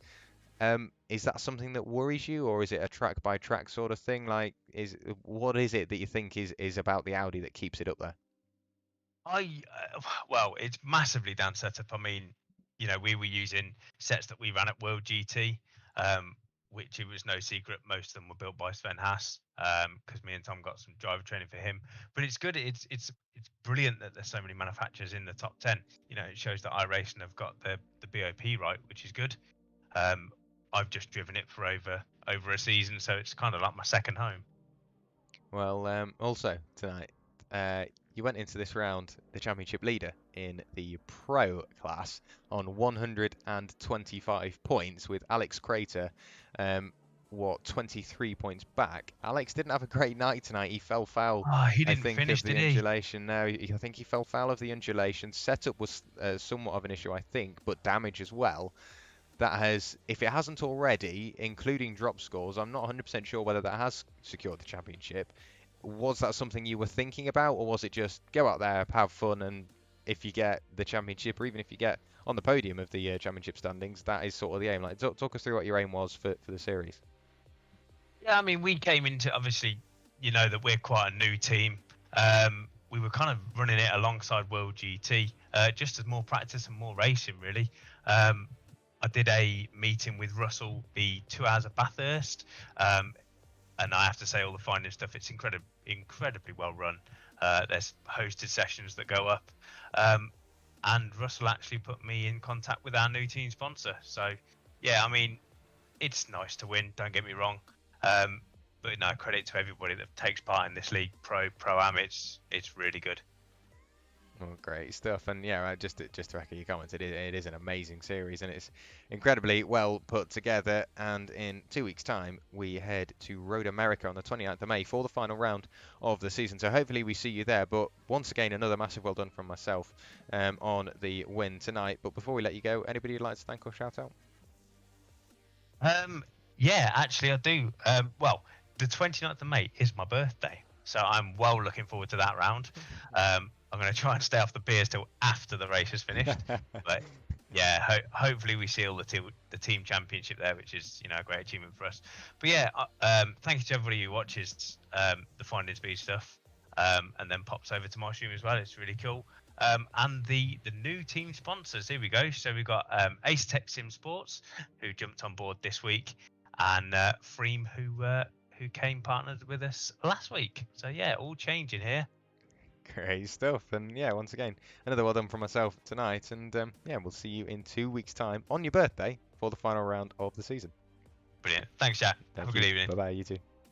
That's Mark Fletcher there, a great character, such a nice guy to have in the commentary box. We will bring in Alex Wright to the commentary box. Alex, welcome to the commentary box. Hey, thank you. Thanks for having me. No problem. Talk us through Belle Isle. It's a Marmite circuit, I think. You love it or you hate it. And I saw it on the calendar. I thought, right, I've never commentated there. I've never driven there. What was your outlook going into round 4 of the season?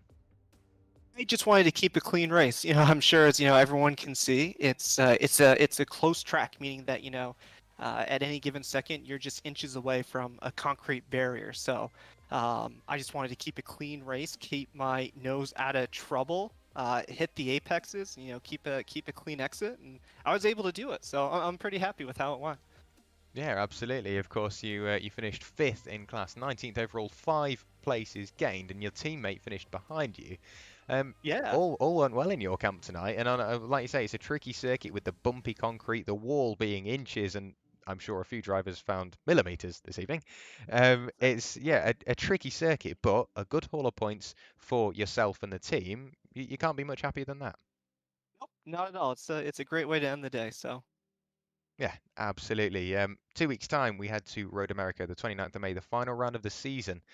Talk us through your plans for that one. A circuit you love, a circuit you hate, maybe bits of strategy to work on. What are you thinking? A circuit I absolutely love. Love the elevation change. Love the combination of high speed and low speed corners. So I'll probably start just by learning the track. Picking up my braking points, my corner entry and exit.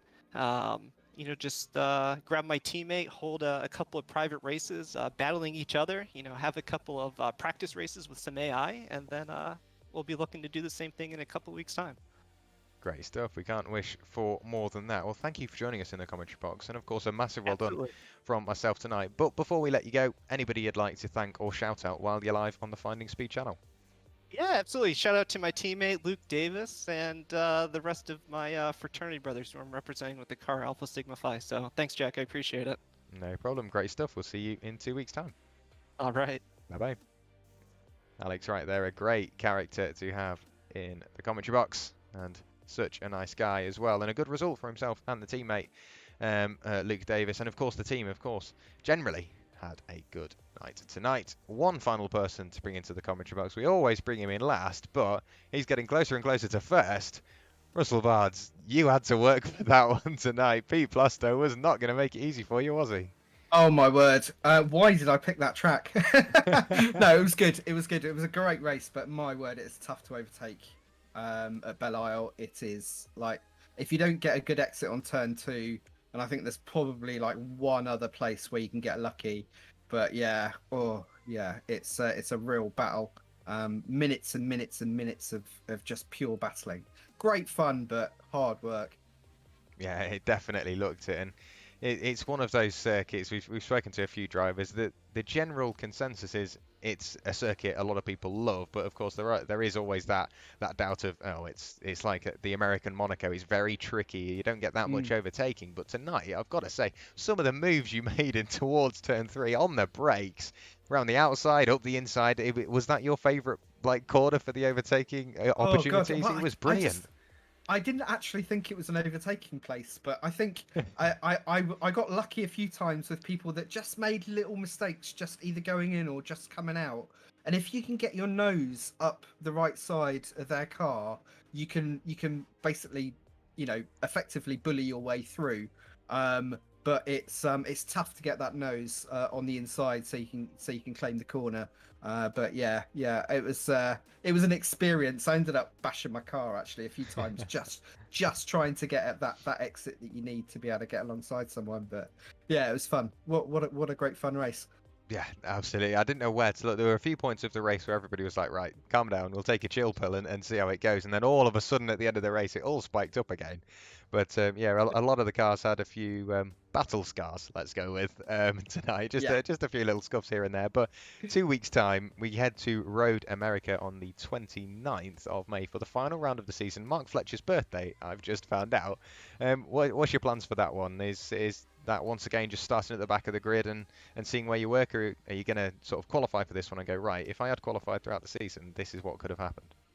No, I don't want to change the rules now. I'm gonna do my usual thing, but I do, it's my favourite track, so I do feel like I've won there. We're finishing on like one of my all-time favourite tracks, so I'll take that.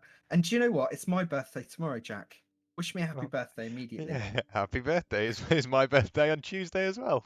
Oh, well, there you go. Happy birthday. It's birthday week. Crikey. It is, isn't it? It is. But yeah, we will look forward to seeing you in 2 weeks' time, of course, at Road America on your favourite track. A lot of pressure there. So we'll see how that plays out. Obviously, another well done for this evening's performance. Very well worked. Anybody you'd like to thank or shout out before we let you go? Yeah, thanks to you, man, for doing a great job tonight. I'm excited to watch it back. Thanks for the drivers for doing so well. It's so tough here, and they put on a great show, and there was some great racing. So congrats to you guys, and thanks to the competition sponsors. I won't bleat on but do have a look down in the description below. Thanks to Azatec, Tam Livery, Sarah R. We've got a great little prize pool here. I'm going to try and best it for next season. So if you're interested in driving, join the Discord. Link in the description below. Watch out for announcements. Won't be for a little while yet, but if you fancy it next time, jump in the Discord. Great stuff. Thank you very much for your kind comments. And yeah, everything is available in the Discord. But thank you for joining us in the commentary box. We'll see you in 2 weeks' time. Cheers, Jack. Bye bye. That's Russell Barnes there for Mr. Finding Speed himself.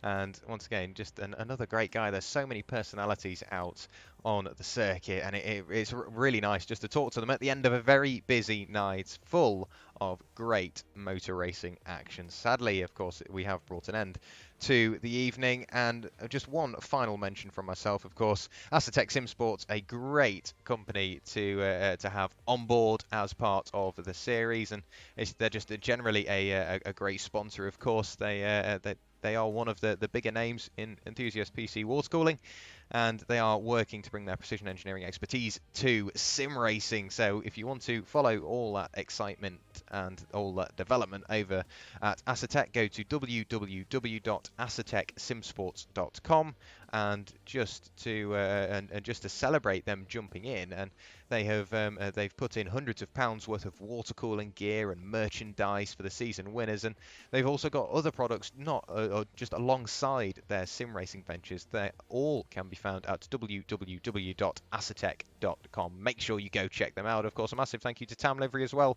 for putting up for grabs one of their premium liveries worth around $60 with their custom design, their sponsor, their name, and their logo placements with color combinations. Everything you could wish from a livery designer can all be found at Tam Livery. That's up for grabs for the winner of the team's championship. We heard that it was Mark Fletcher's goal to get that secured with his teammate Tom Dadswell in 2 weeks' time. Make sure you are here at 9 o'clock BST on the 29th of May for the final round 5 of the Finding Speed American Classics series. This, of course, being Season 2 of the Finding Speed GT3 series. Season 3 is on the way. Make sure you join the Discord for all the information and all the news that will be arriving shortly about that. But from myself, Jack Werrell, everybody that's been watching along, and all the drivers, thank you very much for watching, and thank you for your support and your constant comments in the chat throughout the stream. It's been an absolute pleasure. But from myself, Jack Werrell, we will see you in 2 weeks' time at Road America. Bye-bye.